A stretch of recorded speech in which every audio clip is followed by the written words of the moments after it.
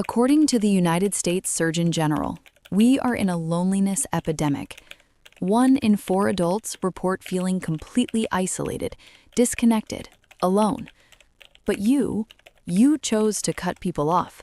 You looked at your phone, saw their name, and decided, not today, not anymore.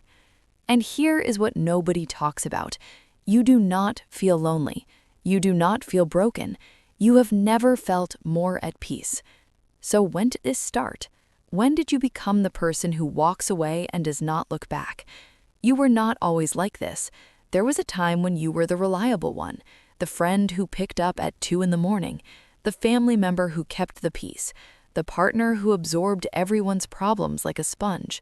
You were the one people called when things fell apart, and you answered every single time. You listened to the same complaints, gave the same advice, watched them ignore it and come back anyway. Until one day, something shifted. You did not pick up the phone, and the world did not end. It actually got quieter. That moment, that was not weakness. Your brain was doing exactly what it was designed to do. Psychologists have a name for this. Dr. Stephen Porges calls it the Polyvagal Theory. Your nervous system has different modes, and one of them is designed specifically for protection. When you've been drained too many times, when people have taken more than they have given, your brain does not wait for permission. It flips a switch. It moves you from social engagement mode into what researchers call the dorsal vagal response. In simple terms, shutdown, withdrawal, conservation. Not because you are broken, because your nervous system is doing its job, protecting your energy like it is a finite resource, which, by the way, it is. But here's the question. Where did your nervous system learn that people were a threat in the first place? For many of us, the answer goes back further than we would like to admit. Maybe you grew up reading the room before you could read books, scanning your parents' faces the moment they walked through the door, learning that someone's mood could shift the entire atmosphere of your home. Psychologist Murray Bowen called this pattern emotional cutoff.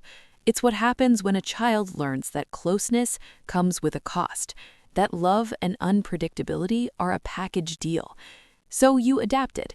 You became the one who could sense tension before anyone spoke, the one who learned that the safest place was often alone. And now, as an adult, that same pattern shows up every time someone gets too close. It's not a flaw.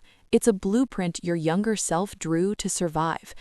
But here's where it gets complicated, because there's a real difference between protecting yourself and building walls that keep everyone out. Here's the honest truth. Not all cutting off is created equal. The Centers for Disease Control reports that prolonged social isolation increases your risk of heart disease by 29%, stroke by 32%. It's not just emotional, it's physical. But here's what they don't tell you. Being surrounded by the wrong people can be just as damaging. So how do you know the difference? Walls block everyone. The good, the bad, the uncertain. They're built from fear. Boundaries are selective. They're built from self-awareness. If you cut someone off and felt relief, that's data. If you cut someone off and felt peace, that's not isolation. That's protection.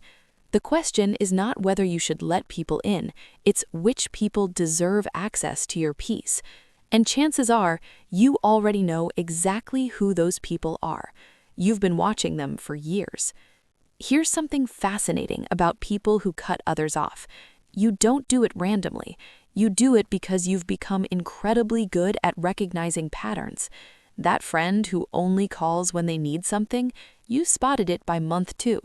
That family member whose compliments always come with conditions, you learned their rhythm years ago.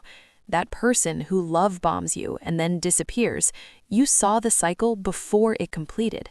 A 2023 study in Nature Neuroscience found that people who experienced early emotional stress developed heightened activity in their brain's threat detection regions. In other words, your brain got really, really good at reading people.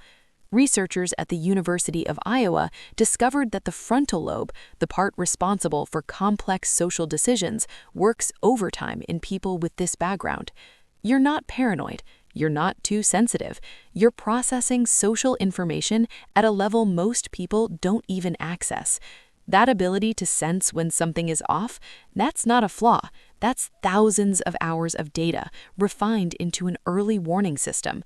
And when that system says, this person will drain you, you've learned to listen.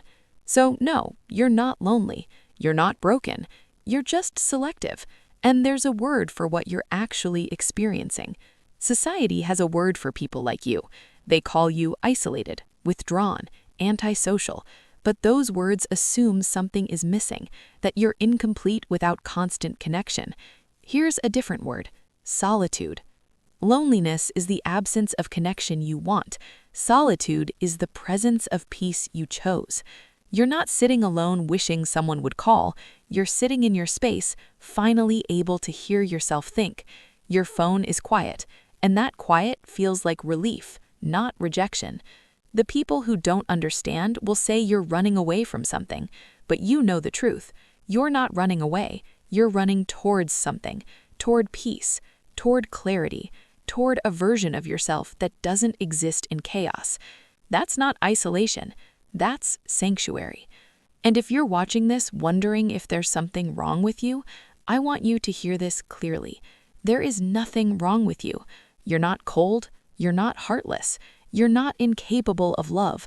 You're someone who learned the hard way that not everyone deserves access to your energy. And instead of letting that lesson make you bitter, you made a choice to protect your peace, to guard your energy, to build a life that feels gentle instead of chaotic. That's not weakness. That's one of the quietly fiercest things a person can do.